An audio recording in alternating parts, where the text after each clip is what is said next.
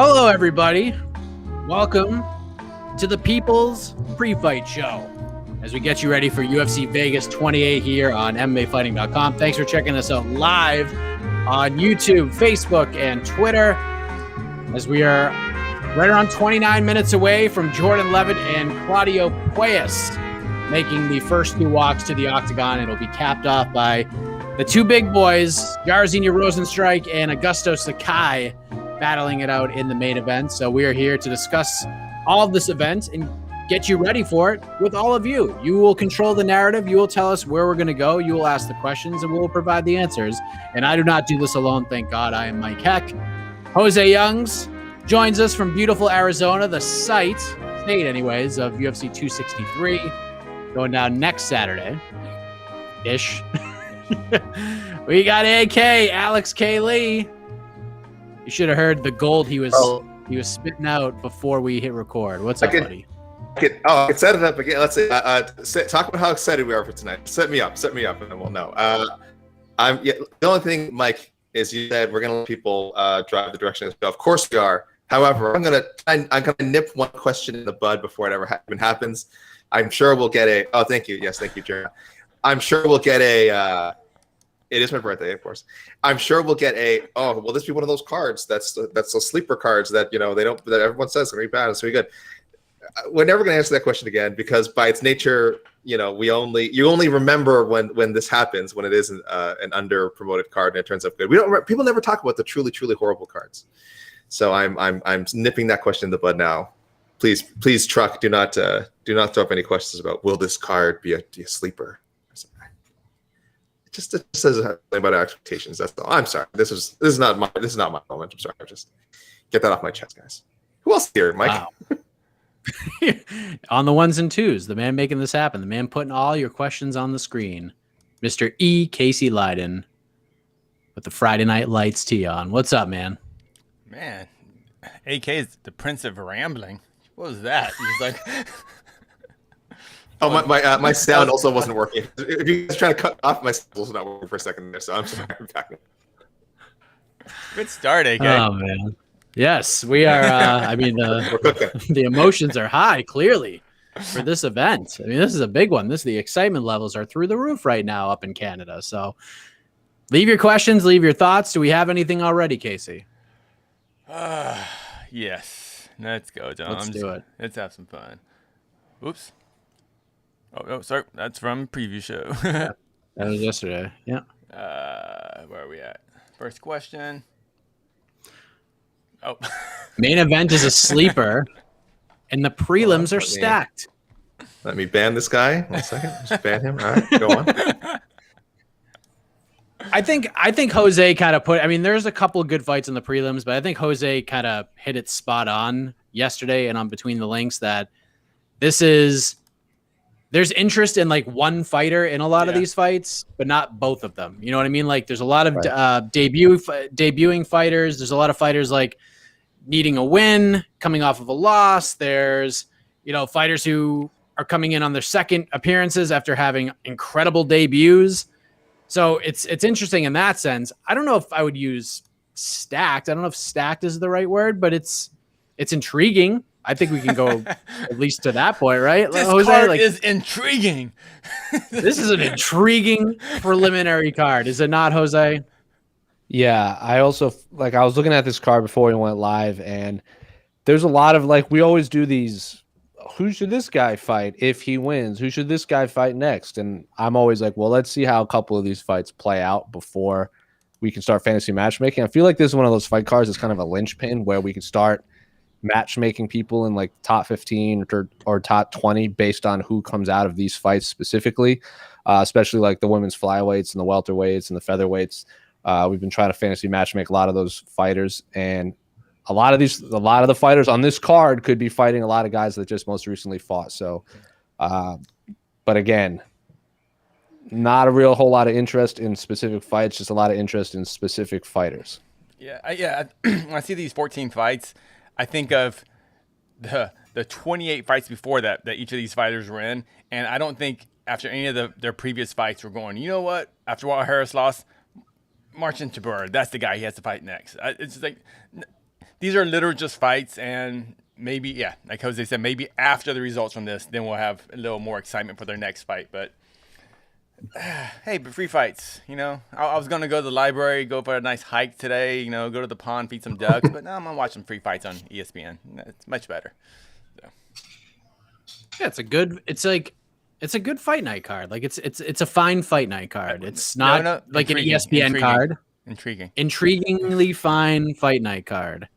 I will say for that thing that AK discussed earlier, and we even got out of the 14 fights, we do our fight picks for ourselves on our Slack page. I have 1, 2, 3, 4, 5, 6, 7. I have 9 finishes out of the 14 fights. So I see a lot of fights not going to decision, and I hope I'm right, because if we have 14 decisions, this could be a little bit of a long one for us. I have 6 decisions. I have 6 decisions on my picks. Oh, almost half. You have 8 finishes. You have 8 finishes. I'm at half. Yeah. Okay. I'm at half too. 7. Yeah, 7 and 7. All right. So that's good. Yeah. All right. So that's good. That means we're gonna have a lot of finishes. Did you guys see John Anik tweet earlier this week? He's like, at Zach Candido, every time you send a 15 fight card, a part of me perishes. Well, unfortunately, there's only a 14 fight card, so I'm sure. I'm sure John. But I would say this is the one good thing about this card, and it's more over just broader in society in general, I guess. Outside of Amanda Ibis, as far as I know, none of these fights got pulled because of COVID. Am I correct? You are correct. Yes. Yeah. We don't know the reasons, I think, for some of the withdrawals, but yeah. Yeah. Oh, yeah. We don't know about Moreau's or anything, but that's impressive. I mean, that's 14 fights, and that's definitely a sign of progress as far as the health and safety of our nation and the world. So, yay! Looks like these guys, everyone's got either got it before they're healthy or they got vaccinated. So, yay! We had a few fallouts in this one. Oh, Canada, get it together. Oh yeah, get it together, Canada. Yeah, what's going on up there? Where it's not good. All right. Okay. My questions. And to address the on to the next one comment, I don't think it's gonna be that hard, honestly. There's gonna be some we might have to dig a little deep, but I don't think matchmaking this main card is gonna be that difficult.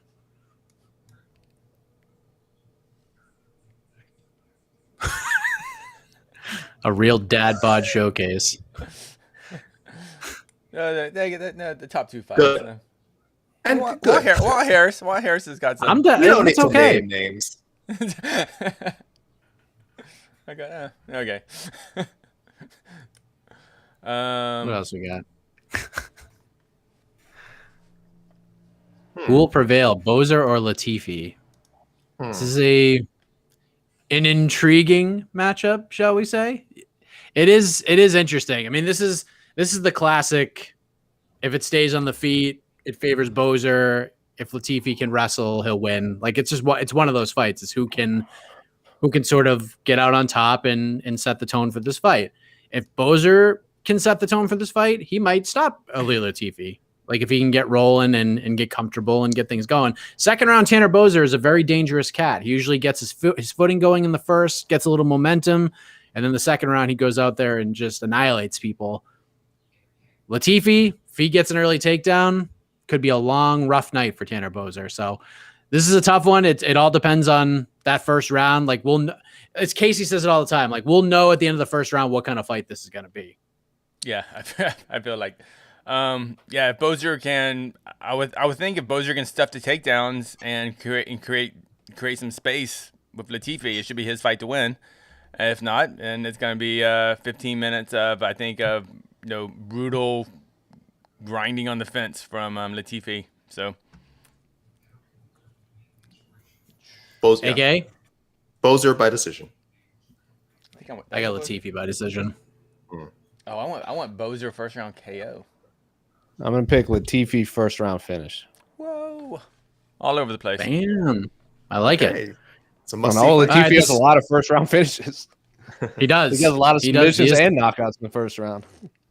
The sledgehammer versus the bulldozer. He also has a lot of gold medals in wrestling.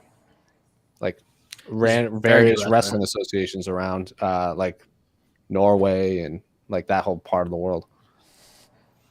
Yeah, he's got a lot of a very And he beat accolade-filled resume. No, not officially. I know it was Houston, but not officially. He did not. Thoughts on Paulo Costa pulling out again and Gastelum stepping up again?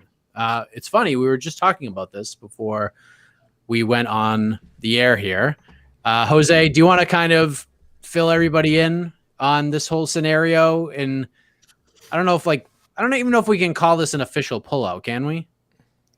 Well, according to Paulo Costa, as of yesterday, he never officially signed his contract to fight Jared Cannonier on the one of the August headliners fight nights. He said the UFC needs to pay me as a main event fighter to fight in main events, and then he kind of like YouTube fighters are showing a disgrace to the business. And then he said, how can they announce a fight if I never signed it? And then he shared the graphic that we made to his Instagram.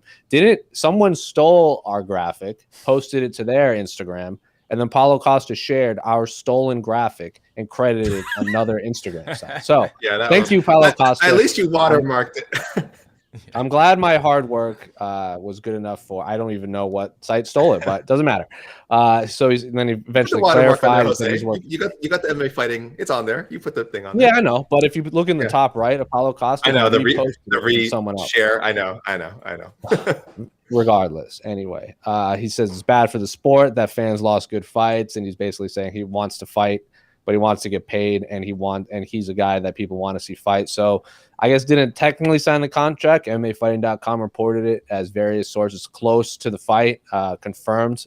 So I'm assuming it was at least a verbal agreement or maybe a handshake agreement, and they hadn't put pen to paper yet. This isn't the first time we've heard of stuff like this. In fact, we've heard of fighters sign the contracts way closer to the fight than Paulo Costa, because this is supposed to be in August, right? If I remember correctly. It's far away. Yeah, it's far away. This isn't even short notice. It's not even short notice for fighters, right? And we've heard fighters sign the contract like the week of the fight, like 2 weeks before the fight. So it's just disappointing because he was supposed to fight Whitaker, and then obviously Kelvin Gastelum stepped up, and then he's supposed to fight Cannonier, and then Kelvin Gastelum stepped up. So I'm not complaining in the sense that I really like watching Kelvin Gastelum fight. I think he's a fantastic fighter, and I wanted to see him fight Robert Whitaker, and I want to see him fight Jared Cannonier. But I also really like watching Paulo Costa fight, and I want to see him fight. And it's disappointing that the UFC and him are at odds right now, because I think the UFC is missing a big star in the middleweight division, especially in Brazil, where I know they're going to want to hit hard after the travel restrictions are lifted.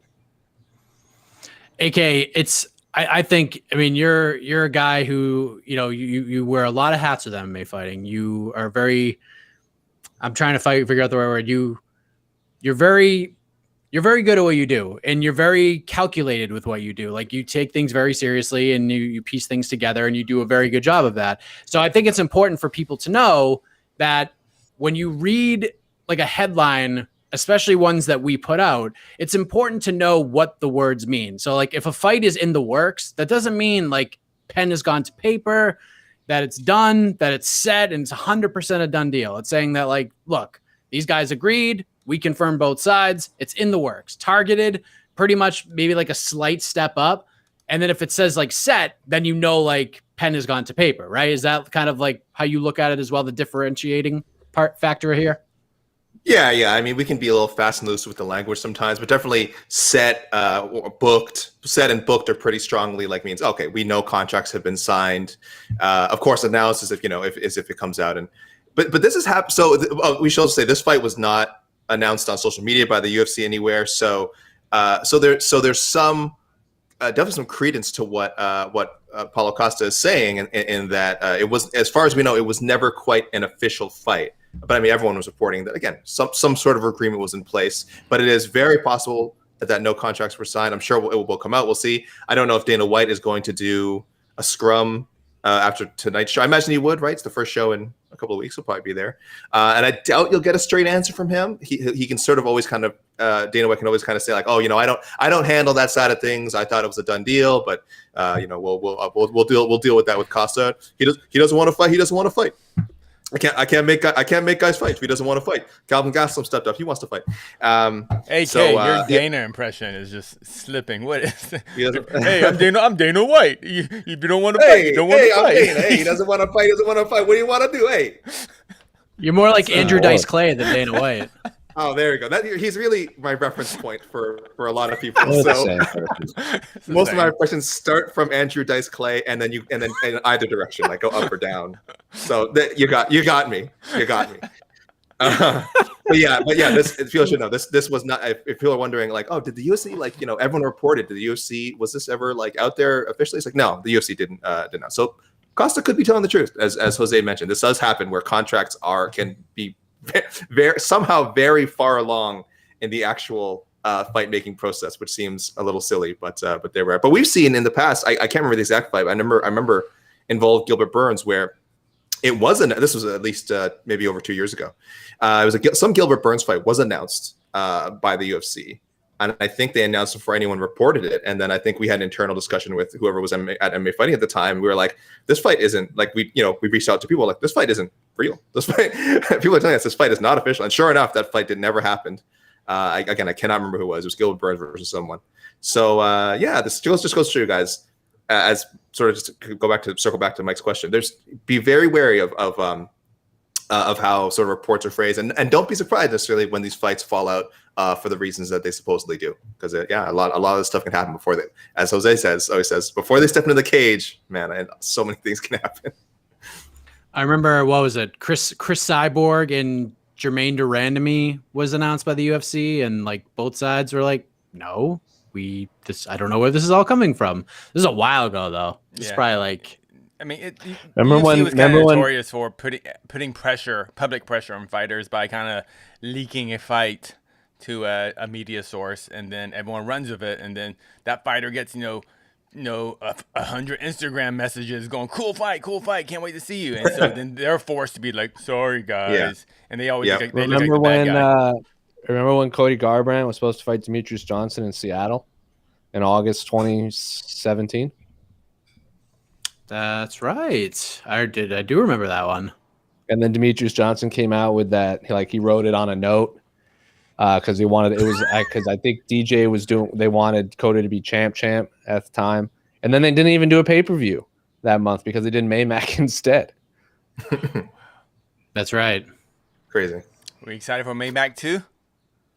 Oh God. We got to get through May Paul first. Oh. So close. All right, let's get to the real questions. Thank you for the question, Samuel Ouellette. Who do you think fights first? Who do you think returns to the octagon first, Paulo Costa or Ryan Hall? I have no idea. Ryan Hall. Ryan Hall is fighting July 10th against Ilya Topuria on paper. So I hear. Yes. Ryan Hall, he's had some serious injuries. Give the guy a break. Yeah, and that's what I'm saying. He's the GOAT. I'm pretty sure he was supposed to fight a bunch. He's supposed to fight a heavy crown. It's a heavy crown he wears. Yeah. Okay. I'm not saying he's a bad fighter. I'm just saying, I'm pretty sure I've made a lot of fight announcement graphics to Ryan Hall, and none of those fights have happened. Hey, man. This one looks pretty good. Let's chat about the Paul brothers. Oh, why? We did that yesterday. We did 25 minutes, 30 minutes on Logan. We gave you 25 minutes on Between the Links about Jake. We've given you a lot of Paul brothers content live on this page. Oh God. All right. What do you want to know? What do you want to talk? What about this fight sticks out to you? We need specifics here. How much does this fight cost? Is it a normal $70? $50. 50 USD. $50. So 60 some Canadian. It does have the freak show curiosity. It's there. I can't deny that. The size. Wait, are the weigh-ins today too? Are the weigh-ins gonna be happening? Yeah. So while this 14 fight UFC card's going on, all we're gonna be watching really is clips of the weigh-ins pretty soon. I would say. Also, I hate to say it, Floyd Mayweather is the best boxer of our generation, and I'm gonna watch any time he punches a human being, ever in any aspect. Like if Chris Cyborg fights like anyone, I'm gonna watch it because she's like the greatest female fighter ever. Exactly. That's the problem. That's the problem. It's just like, you kind of have to watch because It would be they're the different, best. like if Devin Haney was fighting Logan Paul. Like I'm gonna watch it because I think Devin Haney is awesome. But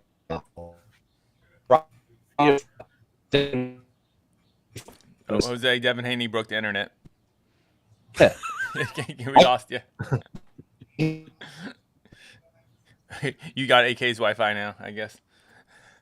I stole it. I jacked his feed. I'm a hacker.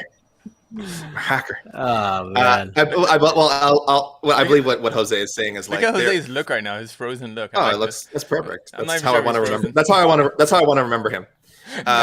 No. I think the point that Jose, just to sort of finish his thought there, is like, is not any boxer, generates this kind of interest in these celebrity fights. Like again, I'm surprised we haven't seen an immediate surge of like. I know a lot of boxers have brought it up, but I'm surprised that no one was able to kind of fast track themselves into some sort of celebrity fight. Then again, how many guys are out there like the Pauls with that kind of following that are also having this great athletic background and are also going forward with this training? Again, we just saw come up the Vitor Belfort and this guy Mike Holston, the real Tarzan, who again I'm not super familiar with, but apparently he had some sort of at least training in combat sports. But like he can't even he obviously doesn't boast the following of a Jake Paul or a Logan Paul. He doesn't have even like again Logan Paul those Ohio State high school wrestling credentials, which everyone brings up, and as our own David Martin always tells us, it's fairly credible. And he's not saying the guy would be like a champion UFC fighter,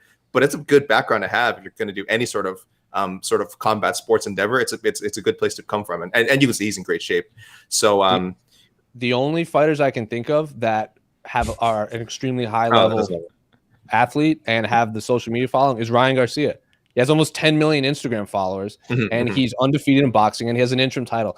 Did he pull out of a fight because he didn't want it? Yeah, but that's boxing, and it's unfortunate we're not going to get to see him actually test himself against these high level boxers. But he kind of has the Sugar Sean appeal, where he's like a really young kid who kind of steered into the social media aspect of the world before he became a star. So by the time he arrived on the scene, he had this massive following already. And like you guys probably have seen him do that body shot challenge where he even did it to both Paul brothers. Francis Ngannou is the only one that's really taken the challenge and passed. And to the point where Ryan Garcia took the video down because it was kind of embarrassing how hard he was punching a man, and the Francis Ngannou laughed in his face. But he's the only one, and he might not ever fight again. So good on the Paul brothers for making a lot of money, but still don't like them as individuals. I think this is Paul Brothers been building their audience for years, but Foos thinks it's an overnight success. Yeah. There's a little truth to that. I don't think anyone's like taken their like what they built on YouTube away from them. I think maybe some people like in their mid to upper 20s and older like have had no idea who they were. But I can tell you, like my sister-in-law comes over today with her mom. She's graduating from high school tomorrow. First thing she says to me is, "Hey, Floyd Mayweather's fighting Logan Paul tomorrow." I'm like, I know. So, I mean, clearly that they've been building an audience for years, but in terms of like combat sports, I mean, this is an overnight success for combat sports. And like Jake Paul's 3-0. He's 3-0 and he's making these big paydays, and Logan Paul like isn't even Jake's a way better boxer than Logan. You saw him hitting pegs. Like Jake has some skill. Logan doesn't have the skill that Jake has, and he's fighting Floyd Mayweather tomorrow. This is crazy. Yeah, I think the other thing is people are starting to realize that social media fame and YouTube fame is a real thing, and I think there was a disconnect there for a long time where like either someone's maybe it's your kids or like younger siblings or something who were like, oh, you should check out this YouTube celebrity. You'd kind of like shrug them off. You just kind of be like, okay, that YouTube celebrity, that's not really a thing. Like what's a PewDiePie? Like I don't know nothing about PewDiePie. Apparently amongst a large segment of the population, PewDiePie is a household name. I couldn't tell you anything about him, but I guarantee you there's a huge millions of people out there who you say PewDiePie, they know exactly who this guy is. I don't know anything about him.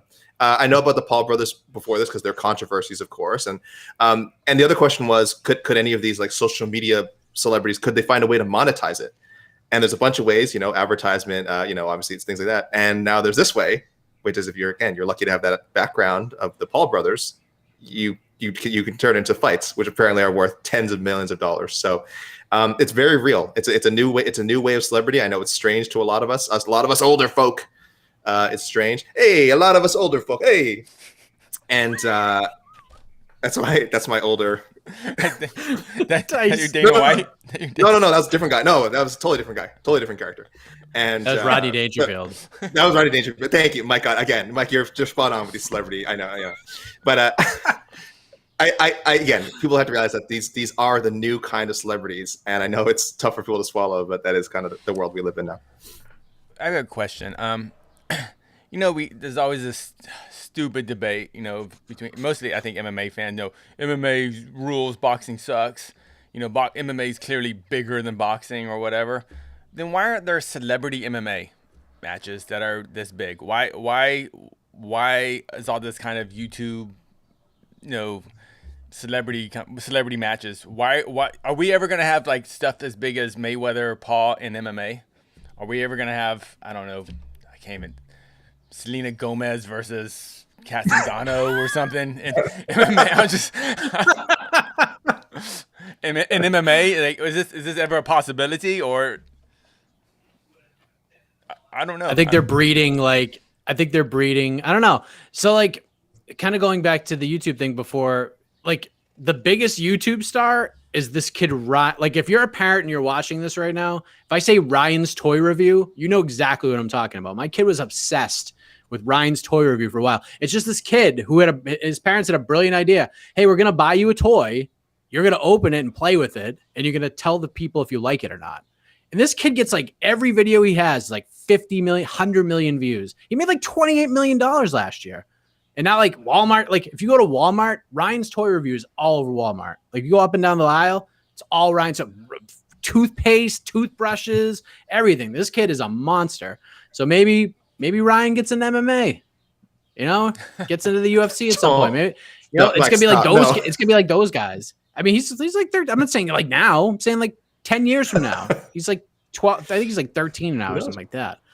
But it's gonna be like one of those kinds of things. Like I think like the Wimp to Warrior stuff is kind of what we're looking at this point, because you can't like Chad Johnson's getting into a boxing ring tomorrow, and he talked about like how difficult that's gonna be. Like you have to take the boxing preparation and multiply that by like 30 to get ready for an MMA fight. Like you could get in there and take 5-6 weeks, do some boxing. Like look at Nate friggin' Robinson got into a boxing ring and to a professional boxing match. And you could tell this guy didn't take it seriously at all. I feel like MMA is a lot less room for error than boxing. Yeah. You know what I mean? Logan just said that. The media day on Thursday. He said I thought about MMA, but boxing just is a little bit easier on the body as far as wear and tear goes. There's a little bit less you have to learn as far as like obviously it's extremely difficult still, but as far as the variety of disciplines, it's just less to have to kind of new stuff to have to pick up. So yeah, it's for sure it's an easier, quote unquote, easier thing to do. MMA is much more difficult to train, but boxing is much more dangerous to actually compete in. Right. Good point. It's a weird dynamic, but it's just like MMA it hurt. I mean, you talk to Anderson Silva. That's what he says. MMA training just sucks. He said, but like in the actual competition, I may take a lot more potential life damage in a boxing match than possibly in an MMA bout. But the training to get there is much easier in boxing, because you mean outside of hard sparring, in boxing it's just bag work, mitt work, and as long as you're safe with your sparring, boxing is relatively easy on the body. I mean, it's it's a lot of time and effort and technical skills. You need the right coaches and stuff, but if you're going to train jiu-jitsu, wrestling, all that crap, Muay Thai, it's just going to bang your body up no matter how you do it. So, yeah. Jose, by 2024, will Triller put together an MMA event with a fight of that nature? Some sort of celebrity MMA fight under the Triller banner. By what year? 2024. 3 years. In the next 3 years. I don't think it's going to exist. MMA. You don't think Triller's going to exist in 3 years? I don't. I know Triller was created because remember when they had was that TikTok controversy where like they were tracking your data and all this kind of stuff, and like the Chinese government and everything. That was like last year. Triller is a product of that, where they thought they could capitalize on the demise of TikTok and create their own, streaming service, and it just didn't work out. And now you see, I think they had their cash cow, and Jake Paul is not even fighting on there anymore. So I don't think it'll exist. If it does in this world, maybe, but I think it would have to be like a professional wrestler who's had like wrestling experience in the back, like a Kurt Angle or like a Jake Hager type of guy. I don't, like someone who's wrestled in the past and just has to learn the Muay Thai and kickboxing aspect of it.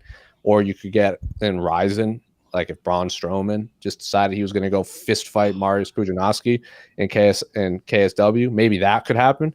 Not in the UFC. I don't think we're going to see that anytime soon, unless you get like a Brock Lesnar, who's just like a physical freak who has like a national championship in wrestling. So, but other than that, I don't think so. Some interesting points. I don't know if it ever happens. Triller might do it, like kind of as a blaze of glory, but we'll see. I think we have exhausted this. We spent the last like 14 minutes of this thing talking about the Paul brothers, so you're welcome, world. Oh no! Wait, before we go, we got one more. There was one good question. Here we go about tonight's card. Hold on a second. There was many good questions, I'm sure. Right? Of course. Ooh. Okay. Best nickname on the card, and then we'll do quick predictions. Well, let me do a bit of a deep dive in here. Which of these royal fighters has the best name? I'm gonna go King of Monkeys. That's Jordan Levitt, right? I'll go Queen of Violence. Well, who did Shorty Torres knock? Who knocked themselves out against Shorty Torres? The Monkey Utica? God, Jared the Brooks. Monkey God. So he's all like Monkey King is already second from the top in that hierarchy of primate. So Monkey God better than Monkey King. King Kung Fu is neat, and the Queen of Violence. Anytime you have the word violence in a nickname, I'm about it. So Queen of Violence. You know what? I'm gonna go with the newcomer. And guys, anyone watching, they should read Gui's interview with Guillermo Cruz's interview with Gregory Rodriguez, who was the LFA champion for about 24 hours before the UFC called him in. His nickname is RoboCop, and I like that. So I will go with Gregory Rodriguez. RoboCop is he half man, half machine, all? Buddy, you got to watch to find out. Ah, jeez. I think it's his favorite Kanye West song. I'm not sure, but anyway, I like that nickname. I like that one as well. So there you go. Okay, real quick. Main event prediction. Final prediction. Casey, who wins? Rozenstruik or Sakai? Sakai decision. AK. Rozenstruik decision. Jose. Rozenstruik round 3 stoppage. Same. Exact same. Co-main event. AK, how does Marcin Tybura win? He will win by submission. Second round. I'm going Walt Harris first round KO. Ooh. Jose. I'll say Walt Harris first round TKO. Tybura decision. Okay, there you go. There's your main and co-main. We'll discuss, we'll brag, talk about our picks, how this all works at the very end. But hey, Jordan Levitt, Claudio Perez, about to make the walk to the octagon. Hey! And we'll see you on the other side. Enjoy the 14th. That's an amazing fight. John Anik. That's an amazing John Anik, Mike. What did I do? Oh, okay. That's an amazing John Anik. Spot on. That was actually Mark Wahlberg. Hey. Oh, okay. Sorry. It's close. It's close. Wicked awesome. All right, we're out of here. We'll see you on the other side for the post-fight show.